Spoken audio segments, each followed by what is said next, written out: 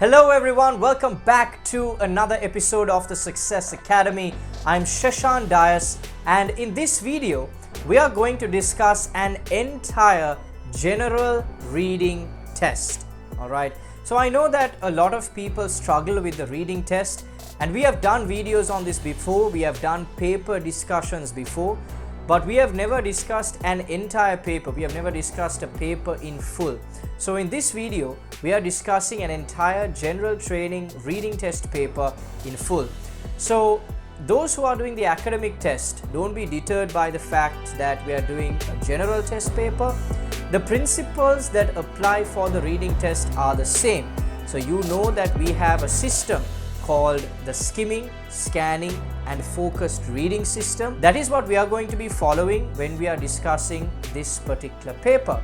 At the same time, we have a theory in mind, which is the answers are always in order of the questions, except when you're doing a matching or a classification type question. So except for those two types of questions, every other type of question, the answers are going to be in order. So without further ado, let's go and check out how to do an entire reading test.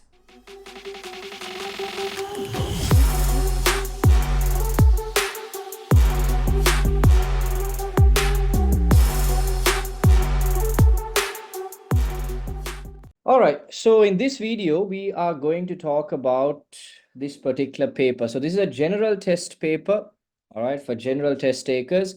But the principles that we discuss in this paper are applicable for both general and academic test takers, right? So it doesn't really matter whether you're doing the general or academic test. What we discuss in this paper is applicable for both types of test takers, all right? Okay, so the first thing that we know about the reading test is that aside from certain types of questions, which are the matching and classification type questions, all other types of questions, the answers are going to be in order. All right, so one thing that we know about the reading test is that answers are going to be in the order of the questions. Unless it's a matching information or classification type question, the answers are always going to be in order. All right. All right, so this falls under a matching type question, a matching information type question. We have been given a list of places, and then we have been given a number of statements. We have to match the statement to the correct place, right? So it says, which places would you go to in the following situations? Write the correct letters A to H in boxes 1 to 5 on your answer sheet. All right. Okay, so what is the method that we follow? We follow the keyword scanning method. All right, so first we have to identify the relevant keywords, and then we have to look for those keywords in the paragraph. All right, so if you look at this first sentence, you find after your flight that your suitcase has split. All right, so after your flight, your suitcase has split. Split means broken, damaged. So if we can locate this keyword, we should be able to find the right answer. So if you look in the baggage claim section, because we're looking for our suitcase, right? So if you look in the baggage claim section, and if we look for the word split, broken, damaged, there we are, damaged, all right? So it says, you can proceed to the lost and found counter for advice if you cannot find your baggage or would like to report damaged baggage. Is that clear? All right. So the answer for this would be lost and found center, that is C. All right. The second one is you want to reserve a room at a transit hotel. So our keyword is this. All right. Transit hotel, reserve a room. All right. So hotel reservations, under that is where we will find information about reserving a hotel or reserving a transit hotel. So if we look for that particular word, we see the word transit hotel. These counters do not handle the transit hotels. For these, go to the reception desk on level 3. The reception desk on level 3. The answer for question number 2 would be G. Right? You are not sure if you have bought too much in the duty-free shop. All right, duty-free shop. You are not sure if you have brought too much. All right.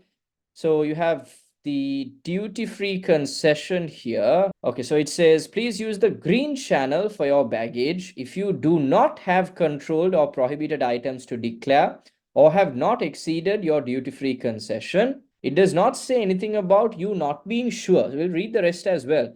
Please use the red channel if you have items to declare or in doubt. Or in doubt means you are not sure. So if you're not sure, then you have to approach the red channel, not the green channel. So the answer has to be D. All right. You are not sure where to collect your luggage after the flight.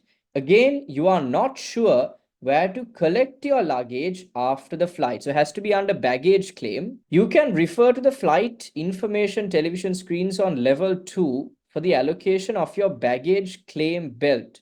All right. So to identify or to find out where your bags are going to be, where your luggage is going to be, you have to look at the information television screens on level 2. So information television screens is not here, but level 2 is here, which means your answer should be F. All right. You need someone to help you with your suitcases. You need someone to help you, all right, with your luggage, with your suitcase. There we are. Assistance. Assistance means help. Should you require their assistance with carrying luggage, please ask at the information desk. All right, at the information desk. There we are. Answer has to be A. All right. Okay, so I hope you understood how we found answers here. So this was a matching information type question. So what we had to do was we had to match the list of places with the information or with the statements that had been given. The answers were not in an order. So I've told you matching and classification type questions, the answers are not in order. Every other type of question, the answers are in order. In this case, the answers were not in order. Therefore, we had to locate the answers using the relevant keywords. This is the same principle that you apply regardless of whether you're doing the academic test or the general test, right? The test doesn't matter. Now, since this is general, this was quite easy.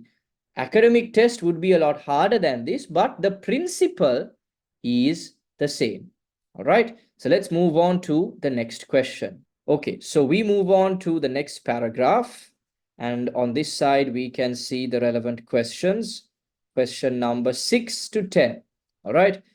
Do the following statements agree with the information given in the text? In boxes 6 to 10, write true if the statement agrees with the information, false if the statement contradicts the information, not given if there is no information on this. Okay, so true, false, and not given is what we have to write. Keep in mind, you can't write T, F, NG. You have to write true, false, and not given. Right? You have to write the full form of the word. If you write T, F, NG, that would be an incorrect answer. Okay? Okay. So first again, now here the answers are going to be a lot easier to find because the answers are going to be in order. This is a true, false, not given type question. So our theory is unless it's a matching or classification type question, the answers are going to be in order. So this is a true, false, not given type question. Therefore, the answers are going to be in order. Okay.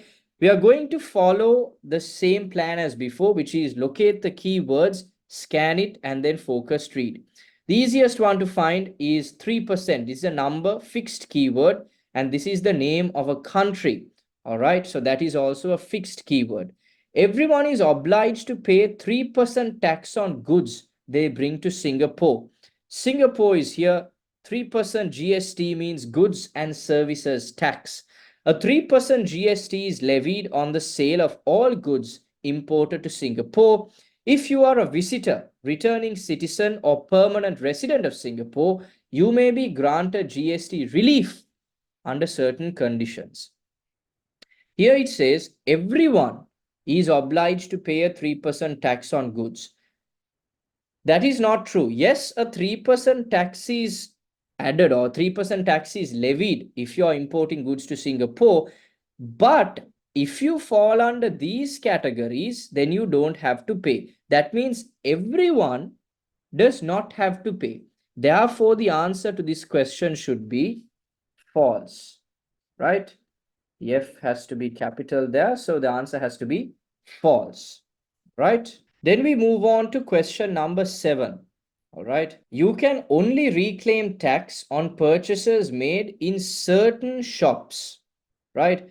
Reclaim tax on purchases made in certain shops. So reclaim would be an easy word to find. And then we have to make sure that it pertains only to certain shops. Okay. Tax-free shopping. If we just read on here, we have the word refund. As a tourist or visitor, you can apply for a refund at customs of the 3% GST on goods and purchases during your stay in Singapore, provided you shop at stores with tax-free shopping logo and spend a minimum amount of $100 at any one shop and $300 in total. Okay, so that part is not really important, but here it says you will only get this refund if you shop at stores with the tax-free shopping logo. Therefore, this should be correct because it says you can only shop or you can only get the refund at certain shops. So that is true. All right. If you spend a total of $150 on your purchases, you can get a tax refund. So here it says the minimum amount is $150 at any one shop, right? If you spend in one shop $100, you can get the refund, but you have to spend a total of $300 in order to obtain the global refund check. So here it says a total of $150 to get the tax refund. This is incorrect. This is false because here it says you have to spend a total of $300, not 150. All right. Therefore, the answer is false. All right, question number 9 says you have to reclaim your tax within a certain period of time. A certain period of time. Does it say that anywhere? When collecting your fund, you have several choices. No, it doesn't say anything about a specific time period, right? What it says here is when collecting your refund, you have several choices: cash, bank, check, or Changi Airport shopping voucher. It does not say anything about a specific time. All right. Therefore, this has to be not given. There is no answer, there is no information pertaining to this question. All right. You will be charged a certain amount for administration when you get the tax back, right? Charged a certain amount for administration when you get the refund. All right. Look at what it says here. Please note that there will be a handling fee deducted from the GST amount for the refund service. A handling fee and administration amount. That means this answer is true. So you would have noticed the answers were all in order. The first one was here, the second one was here, the third was here, fourth here, and the last one was in this section, right? There was no answer for this one, the fourth one, but then for the fifth one, the answer was here. So all the answers were in a particular order. All right. So this same rule applies for every type of question except for matching and classification. All right. Okay, let's move on to the next paragraph. So we are still in section number 1. All right. So section number 1, it has 3 different questions, right? Or 3 different paragraphs that you have to answer. So 3 different types of questions that you have to answer. Okay, so here it says, complete the sentences below. Choose no more than 3 words from the passage. All right, complete the sentences below. Choose no more than 3 words. No more than 3 words means you can write 1, 2, or 3 words. You don't always have to write 3 words, right? Sometimes there might be just 1 word, 2 words, or 3 words. But if you write 4 words, then your answer is incorrect. Clear? So you cannot write more than 3 words. You can definitely write less than 3 words. All right. Okay, so if you look at the first question, or question number 11 rather, the Singapore Marriott Hotel is described as an blank. All right, so the easiest keyword to find here, the fixed keyword would be Singapore Marriott Hotel. That is here. It says the route begins just opposite the Orchard MRT station at the Singapore Marriott Hotel. This eye-catching landmark has a distinctive Chinese-styled green roof and red pillars. This eye-catching landmark.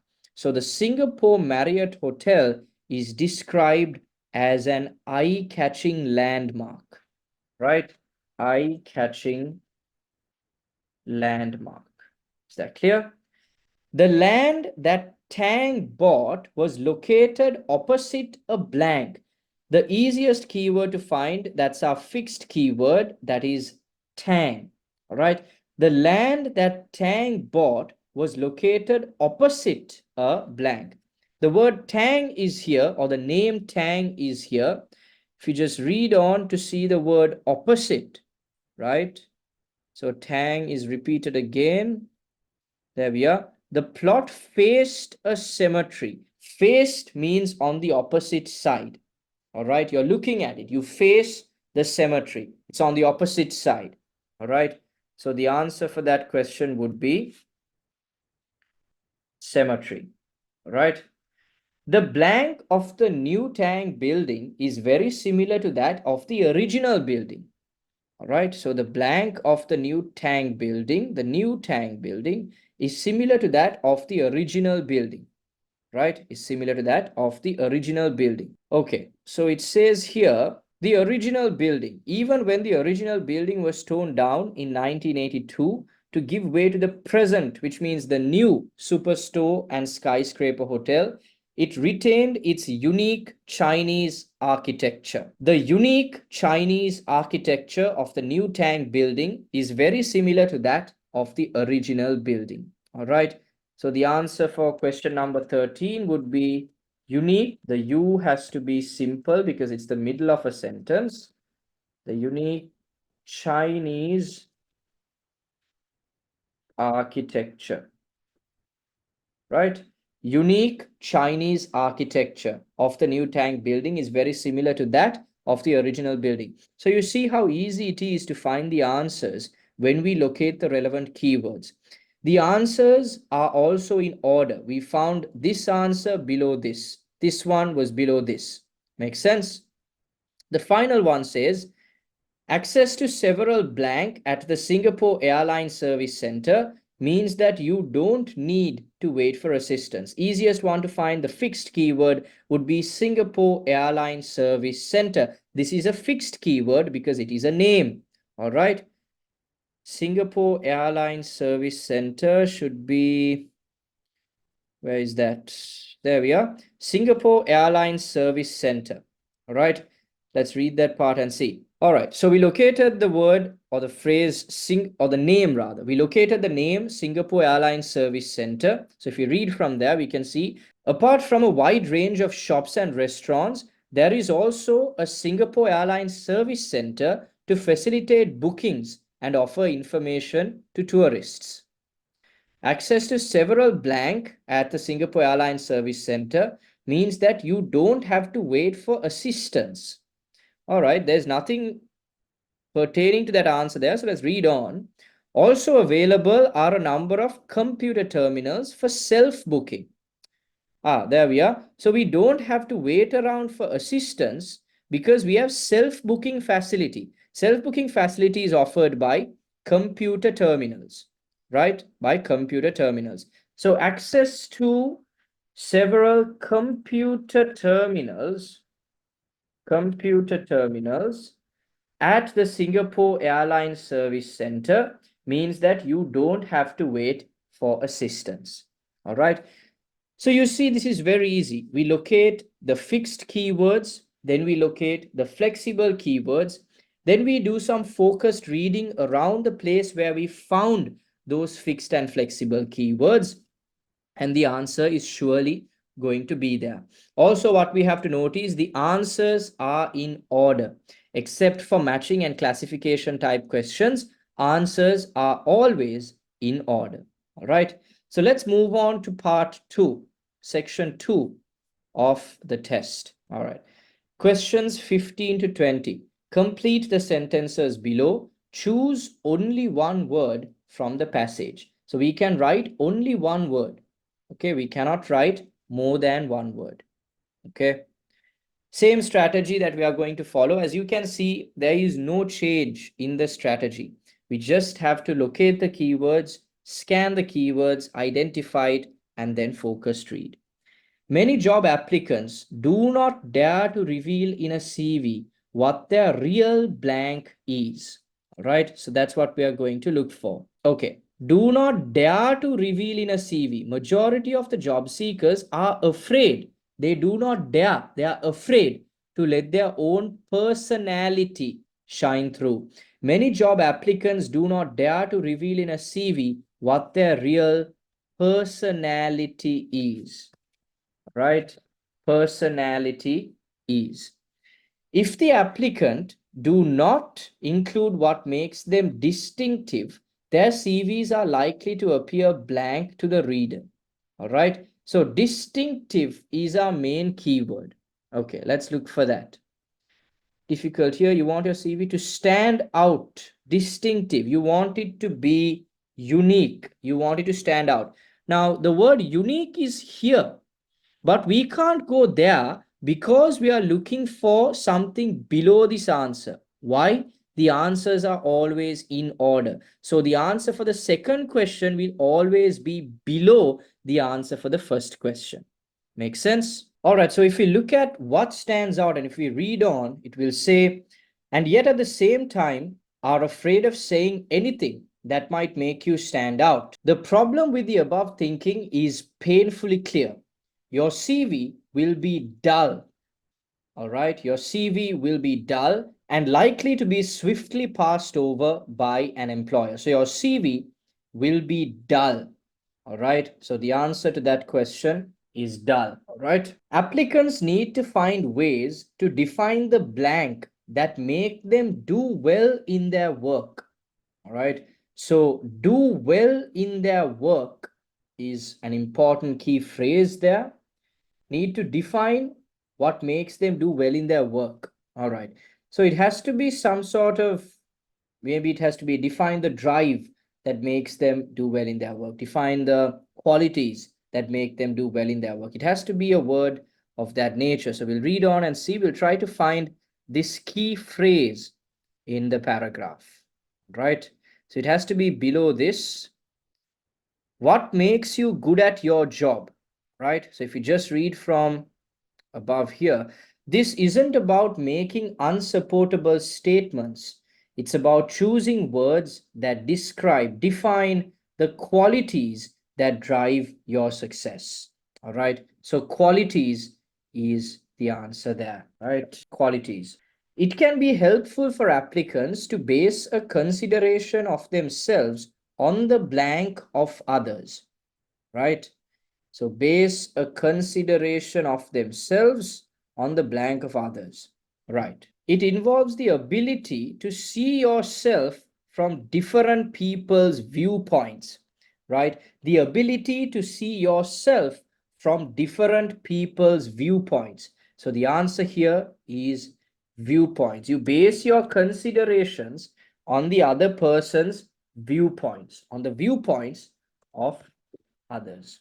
All right. Question number 19. Requesting the input of a dependable blank can help an applicant work out their good points. Their good points as in their strengths, right? A dependable blank, right? Okay. With a professional CV writer, right? A dependable, we could say a professional. CV writer could be a potential answer here. But we'll read on. Character positively within a CV, right? That could be the answer. Asking a colleague that you trust. Dependable means trust. It's a better word than professional, right? So trust is a direct synonym to the word dependable. So asking a dependable colleague, a colleague that you trust, is also a good way to find out how others see your strengths. Your strengths means their own good points, can help an applicant work out their own good points, right? Strengths. Therefore, the answer is colleague, right? Colleague. It is best to avoid the blank used by many applicants when describing themselves in a CV. It is best to avoid the blank used by many applicants when describing themselves. Try not to use classic recruitment cliches, right? Best to avoid, not to use, don't use cliches. Everyone says they have great communication or organizational skills. This gets okay. So there's nothing else that really complements this keyword. Therefore, the answer has to be cliches. All right. It is best to avoid cliches used by, so cliche means commonly used words, right? So like, for example, they're saying here, people always say communication, organizational skills in their CV. So those are called cliches. They're saying not to use cliches. All right. Okay, great. So I hope that everything is clear up to now. It's the same principles we are following. The principles haven't changed. The only difference would be if we get a matching or a classification type question. Other than that, the answers are in order. We just have to locate the relevant keywords. Clear? Not difficult in the least, right? Okay. Now this paragraph is a bit longer than what we have been doing so far, right? But the principles are again the same. Complete the notes below. Choose one word only from the passage. One word only. How to become more organized at work. Maintaining order in the work area involves keeping the minimum amount of necessary blank and paperwork, right? The minimum amount of necessary blank and paperwork. All right. Let's read on from here. So we are trying to locate minimum amount and paperwork, right? Organize your workspace. To restore order, maintaining order, right? Cut down, minimize documents and stationery to the bare essentials. Minimum amount means bare essentials. Paperwork means documents. These are synonyms, right? Bare essentials means minimum amount. Documents means paperwork. So documents and stationery. All right. Documents and stationery. So look at that. So that's the answer for this particular question. 21. Restricting the number of personnel on the work surface. Right? Personnel what? Restrict the number of personnel blank on the work surface. But avoid too many. Restrict. Okay. Carefully selected photos on your desk, on your work surface means desk. Avoid too many means restrict the number, right? Restrict the number of what? Restrict the number of photos. Clear? So the answer for that is photos. Decide on sensible blank for things that are needed regularly or hardly ever, right? For things that are used on a day-to-day basis, on a regular basis, or not used at all, we need to decide on a sensible blank. Okay, we have to look for that, right? Create locations where you keep your, okay, create locations where you will keep all your work materials to make retrieval easy. That means to make retrieval easy, as in to find the things that you use regularly, you need to create locations where you keep your work material. So decide on sensible locations for things that are needed regularly or hardly ever, right? So locations would be the answer there. Let me just write it here. So locations is the correct answer, right? Locations. Placing containers on the desk identified by blank to organize ongoing paperwork, right? Placing containers on the desk identified by something to organize ongoing paperwork, right? Random papers, okay, paperwork. All right, look at this, right? It says Eliminate desktop chaos by using trays, magazine files, or whatever you fancy, and add clear labels such as in, out, for action, and current projects or other relevant categories. All right. So when we are trying to organize our paperwork, we have to categorize them as in, out, for action, current projects. And how do we categorize them? By adding clear labels, right? Clear labels. So labels is what we can use. We can't say clear because it says one word only. Storing documents if there is an official blank to do so, right? Storing documents if there is an official blank to do so, right? Studies 80%. Look at this. It says, ask, do I know of a tax or legal requirement for retaining it? Right? Studies suggest that 80% of what we file is never accessed again. Ask, do I know of a tax or legal requirement for retaining it? Right? Why would this be important to me in the future? Right? So basically, the answer here is requirement, right? Requirement. Unless there is a legal, a tax, an official requirement to keep these documents, we don't have to keep it around, right? So the answer is requirement. All right. The answer is requirement, right? All right, then next, planning ahead is important because in general, it will improve the employees. Okay, so let me just erase this side of the screen so that we can move further down, right? The reason that we don't even have to look further up is because we know that the answers are in order, right? That's the reason that we are directly going down. We are not even worried about what is in the first couple of paragraphs now, right? Because we have already found the relevant answers in those paragraphs. In general, it will improve the employee's blank on work. So planning ahead will improve the employee's blank, right? Plan your work, work your plan. Regular planning strategies will sharpen your focus, improve your focus, improve the employee's focus on work, right?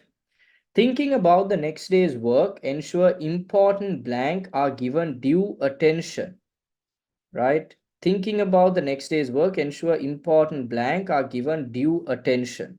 Prioritize key tasks, right? Implement a 15-minute routine to wrap up loose ends and prioritize key tasks. A good plan for tomorrow allows you to clear your head and enjoy your evening. It ensures that important tasks are given due attention, right? Tasks. Thinking about the next day's work, ensure important tasks are given due attention. Got it? All right. So let me just clear the screen and let's move on to the final paragraph. Questions 28 to 40. So this is section number 3. The principles that we have used have not changed at all. This now is a matching headings type question. The system of answering does not change here. We don't drop this question. We don't consider this a difficult question because they have given us what we have to read. So we have to read section A, section B, section C, and then find one of the headings from this. Very simple way to do this. We have discussed in previous videos as well how to answer matching headings type questions. But let me just recap. It's very simple. You take the list of headings, you underline the relevant keywords of every heading there is, so that when you read the paragraph, all you have to do is look for those particular headings. When we are reading the paragraph, we are only going to read the first and the last lines of each paragraph. However, if we can't find the relevant keywords in the first and last sentences, then we are going to read or we are going to skim through the entire paragraph to find the relevant keywords. All right. So in the list of headings here, it says a controversy about two versions of an invention. Two versions, controversy, right? Controversy means argument about two types, two versions of an invention. The need to mine deeper for good quality coal. right? Growing awareness about the need to improve conditions for miners. This has to be conditions for miners. A new danger caused by developments in mining, right? The impact of poor air quality in mines on miners' health. Early attempts to provide lighting without flames, right? A demand by miners for new technology. A person whose work never received full recognition. All right. A person whose work never received full recognition. Right. So, first we have to find the answer for section A. What do? We read the first line and the last line. Coal has been used as a source of fuel for 5,000 years, but for most of that time, it was probably gathered from places where it was exposed on the surface of the ground. No, there are no particular keywords there. So let's read the last one. The first known major fire damp explosion, which killed 99 people, took place in Belgium in 1514, and as new technology was used to mine at increasingly deep levels, the problem got worse. All right, so problem and the word danger are synonyms. A new danger, right, caused by developments in mining. As new technology was used to mine at deep levels, the problem got worse. All right, so let's just read a bit up just to confirm our answer. As coal mines became deeper, miners encountered a new and terrible problem, a new and terrible problem, a new and terrible danger, you could say, fire damp. This was a natural gas principally consisting of methane that exploded on contact with a naked flame. Then we go on to what we already read. So, a new danger caused by developments in mining. So, the first answer would be answer number 4. All right. Then we go on to section B, right? Section B. So, we are only going to read the first and last sentences. The simplest solution was to improve the ventilation of the mine. Many mines had only one shaft leading from the surface down to the working area below. Okay. But worst of all, it was not in fact safe, and numerous accidents were caused when the sparks ignited fire damp. Nonetheless, it was considered to be the least dangerous form of lighting at the time. Okay, so we have the word lighting here. We also have the word lighting here, right? So this doesn't give us anything significant, but we have located the keyword. So let's read from at least here and see. An alternative was a device invented in about 1750, consisting of a flint which struck against a piece of iron when a handle was turned, creating a shower of sparks which lit up in the surrounding area. So if we read on, we can see that they're trying to form a type of light, but again, nothing specific. So let's go here. The earliest forms of safety lighting sought to produce light without using a naked flame. There we are. So it says early attempts to provide lighting without flames. Very clearly, the answer has been given. Section C, right? So let's go down to section C. By about 1810, the problem was becoming acute, and in some cases, there was no alternative to working in the dark, right? The first report of the society stated, it is to scientific men only that we must look up for assistance in providing a cheap and effectual remedy. No particular keywords here. So let's just read and skim through the paragraph. All right, here we are. It says, however, the clerical, medical, and legal professions were beginning to take notice. Beginning to take notice means they were raising awareness. They were starting to become aware of the problem, right? Growing awareness of the need to improve conditions for miners, right? Several professional people took action, and a society was set up to raise funds for the discovery of new methods of lighting and ventilating mines. So they wanted to improve the conditions of miners, and there was growing awareness about it, right? Answer number 3. Okay, so then we go on to section D. As the leading chemist of the day, okay, section D. As the leading chemist of the day and an expert on gases, Sir Humphrey Davy was a natural choice from whom to seek help. and he was approached by the society in 1815. After much discussion and argument, he was eventually recognized as deserving equal credit. Okay, so someone else has got credit. Who is that? George Stephenson, for the discovery, but the time needed for this recognition to be given meant that the miner's safety lamp had already been called the Davy lamp that it is called today. So two versions, two people are fighting for the right for this invention, right? So there's a controversy, argument, fight over two versions of the invention. Therefore, answer number 1, right? Finally, we have section E, right? But in fact, the real inventor of the safety lamp was a man called Dr. William Reed Clanny, who in 1813 had been awarded a silver medal by the Royal Society of Arts, Manufacturers and Commerce for his own version of the safety lamp. George Stephenson acknowledged a debt to Clanny's research, and Humphrey Davy visited him in 1815, shortly before completing the design for his own safety lamp. But to this day, Dr. Clanny remains a forgotten hero, a person whose work never received full recognition. All right. To this day, he remains a forgotten hero. All right. Therefore, answer is number 8. Right. Clear? Okay. So you understand, matching headings, the answers are not particularly in order, but they have given us the relevant paragraph to read. Therefore, it's very easy. What we have to do is identify the keywords in the headings, then read each paragraph and try to see which keywords we can find. All right. Very easy, very simple. All right. So we go back to the paragraph, the same paragraph, and we look at a new set of questions. Complete the summary below, one word only from the passage. The problem of providing artificial lighting in coal mines. All right, so that's the heading. These are the answers that we are going to find. Now, as soon as they say lighting, right? And one thing you have to keep in mind, this is a sentence completion type question. Once we find the answer for the first question, that is question number 33, all the other answers are going to be in order. It's just this one that we have to locate. So here it says lighting.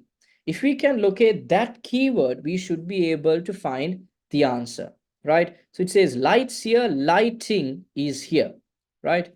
Coal mines in Europe only really happened from the 13th century. As they became deeper, the methods used for lighting them created a risk of blank due to the presence of fire damp. That's another keyword that we can use, right? So here we have the word fire damp, right? The word fire damp is here. So we have lighting and fire damp. So we can read on maybe from here.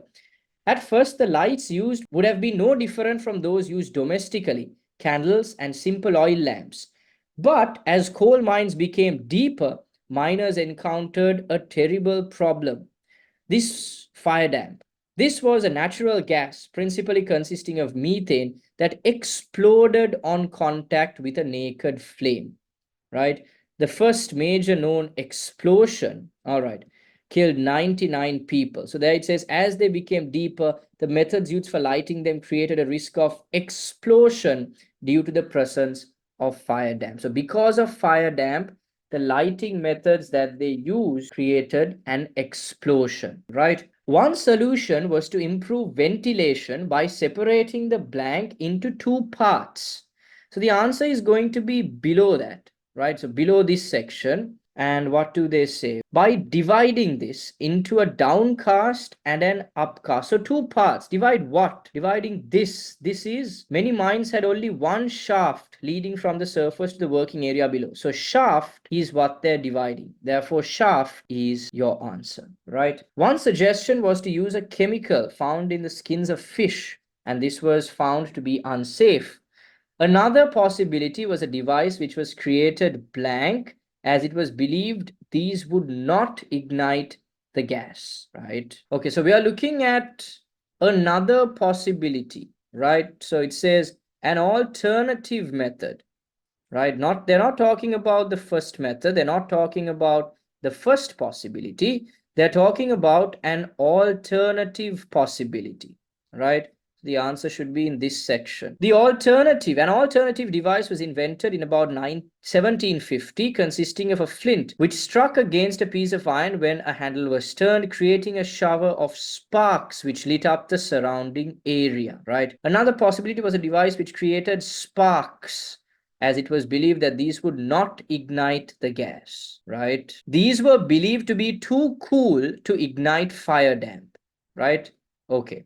So a shower of sparks that were believed to be too cool to ignite the fire dam. So the answer there is sparks, right? However, this required additional blank as well as maintenance and replacement, and it was also unsafe, right? However, this required an additional blank as well as maintenance and replacement, and it was also unsafe. Maintenance and replacements. Okay. This device had major drawbacks. Extra manpower had to be used to operate it continuously, and it also required regular maintenance and replacement. So manpower is what they had to use, right? Manpower. Clear? Simple principles. Once we located this answer, everything else was in order, right? Which made it very easy for us to find the relevant answers. Make sense? Finally, we go to questions 37 to 40. These are MCQ type questions. Same principle as earlier. Answers are in order. All we have to do is locate the relevant keywords. The first keyword is 1810, fixed keyword. It's a year, does not change. 1810 is right here. What does the writer say about mine owners in 1910? Most of them disregarded safety issues. They were criticized for conditions in the mines. Most of them put unfair pressure to keep mines open. They were unaware of how dangerous the mines were, right? They were unaware. So we underline the keywords so it's easy to find the answer, right?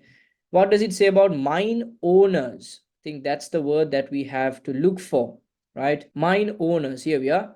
The miners themselves could do very little as they were largely illiterate and depended on the mine owners for a livelihood. However, the clerical, medical, and legal professions were beginning to take notice. Okay, it doesn't say, so we'll read on and see. After 92 men and boys were killed in 1912. Okay, so we are moving on to a different section over there, right? But in this area, what it says is they disregarded safety issues. They weren't criticized. Nobody criticized them. It doesn't say anything about unfair pressure. It doesn't say that they were unaware either. They just disregarded it, right? So answer number A is the correct answer. According to the writer, what was the significance of the explosion at Feeling Colliery 1912?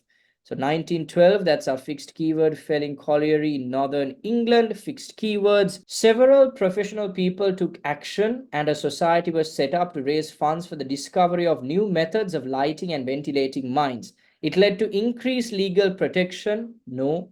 It led to a change in public attitude? Yes. Even in the earlier question we spoke about, it increased general awareness, right? So it says here the clerical, medical, and legal professions started to take notice. That is the correct answer, B. All right, we didn't even have to look here. So if you were to look at the keywords, it says a lack of concern towards the miners, proper training in safety procedures. So these keywords are not there, but this one is clearly there, right? The lamp presented by Davy was safer than previous methods of lighting because its flame could not remain alight for a long time, did not get large enough to ignite the fire damp, did not have any contact with the air, could not pass beyond the mesh screen, right? Not pass beyond the mesh screen. All right, so let's just read that part and see. Davy. So Sir Humphrey Davy is over here. That's a fixed keyword. And if you go on to read it, it says, the general belief nowadays is that he was the inventor of the first miner safety lamp, in which the flame was enclosed by a mesh screen containing very small holes.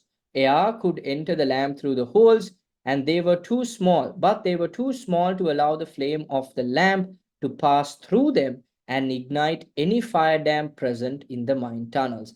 They could not pass beyond the mesh screen. All right, so that is the correct answer.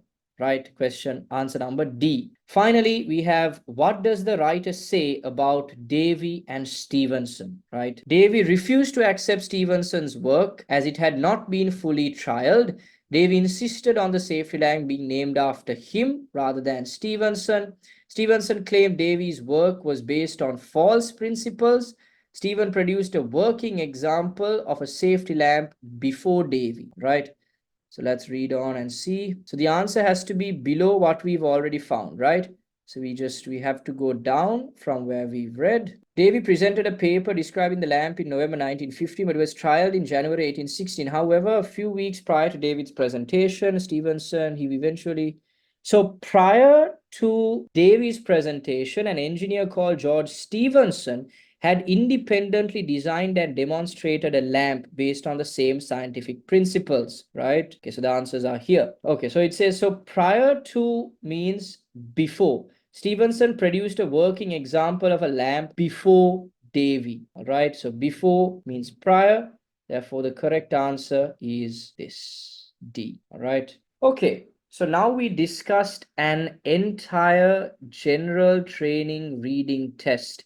As you can see, we followed the same principles again and again. We didn't have to use any new principles. We just followed the keyword system, and we also had the theory in mind that the answers are always going to be in order when we are answering questions of any type except matching and classification type questions. So I sincerely hope that you understood this paper discussion. Alright, so I hope you enjoyed that video. I hope not only that you enjoyed, but I hope you learned something valuable about the IELTS test from that video. I also hope that you learned how to find answers when it comes to a reading test, and you understood the simple theory of the fact that except for matching and classification type questions, all other question types, the answers are in order. And we are simply following the skimming, scanning and focused reading technique to find the answers for any other question. So if you liked this video, make sure to subscribe to the channel, share this with someone that you think would find this beneficial, comment your thoughts down below, and also comment what other videos or what other contents you would like us to cover. And also, if you would like to join up with our 10-day fast track IELTS program, make sure to call us on the number below. If you would also like to purchase our video course, if you're someone that doesn't have time to attend a class, someone that doesn't have time to attend a class during a fixed time, you can either sign up for our individual classes or you could purchase our video course, which allows you to study at your own pace. So with that, we are done for today. Till our next video, keep practicing.